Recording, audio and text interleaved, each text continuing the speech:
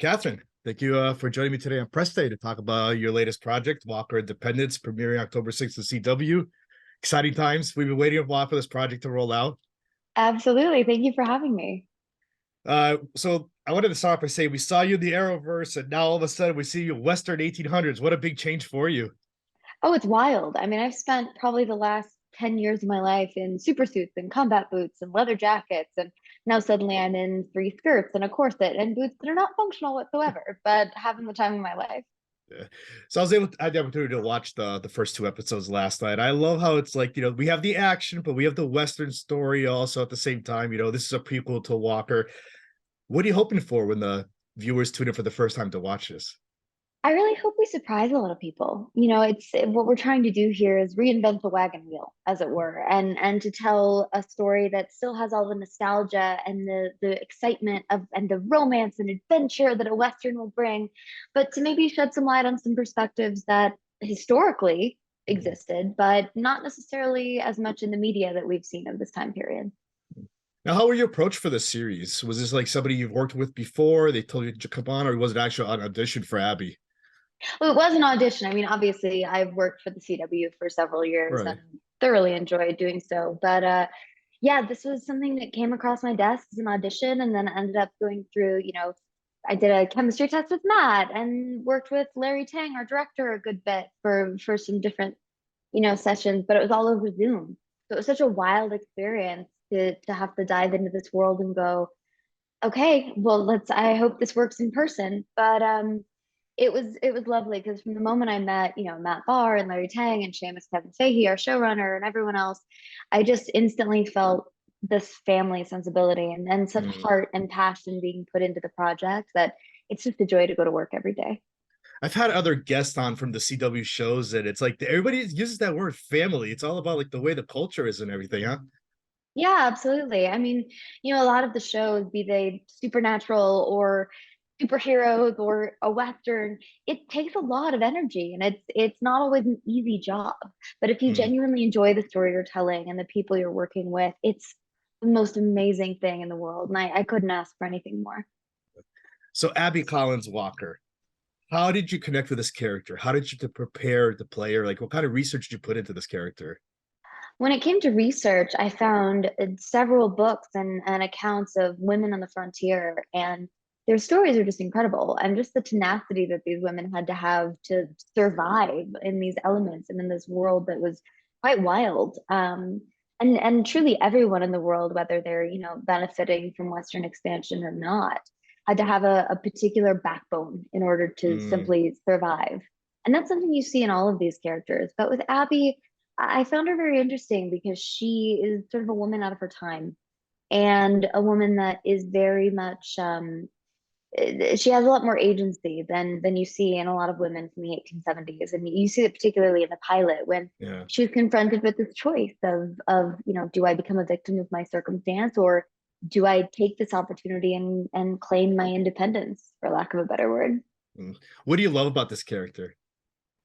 I love the fact that she is so she's quite intelligent when it comes to and quite perceptive when it comes to the way she goes about this world. At least, we're halfway through filming the season at this Right. point, so I don't know where the season goes in the latter half.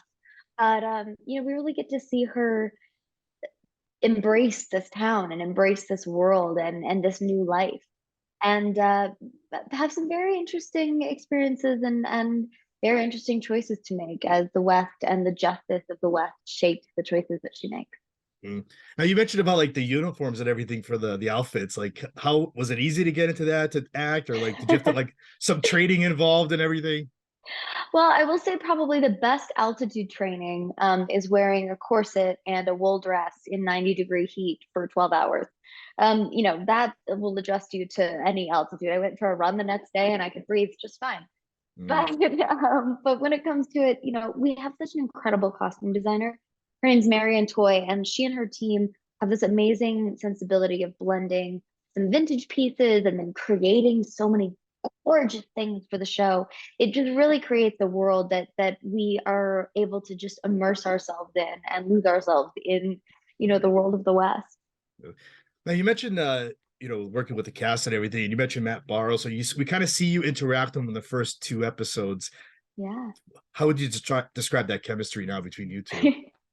Oh, it's so great. And and the thing with Abby and Hoyt is obviously we know in the future these characters, these family lineages have a lot of history together, but we get to see the beginnings of it here. And what's so wonderful is you have, Abby and Hoyt who are both looking to find justice and looking to find a home, but they're very different people with very different moral compasses. And so they push each other's buttons a bit and I saw push that. each other to, yeah, they confront parts of themselves that they otherwise wouldn't have any reason to face or any opportunity to see. And they both grow from it. And where that leads remains to be seen. Besides Abby, who do you think is your favorite character? Oh, I couldn't choose. And that's the best thing about this series is all of the characters are so rich and so developed and so wonderful. And I mean I'm biased because I've fallen in love not only with the characters but with the actors who play them. We have such a wonderful time and such a wonderful creative life, dreaming of where these characters could go and what could happen. And each permutation and combination of these characters brings out different colors. And it allows you to sort of peel back their layers and find out who these people really are and why they're in Independence in the first place. This is executive produced by Anna and Jared. Any pointers or any tips while you're filming the series, especially for Jared, that he's in the original Yeah. Walker?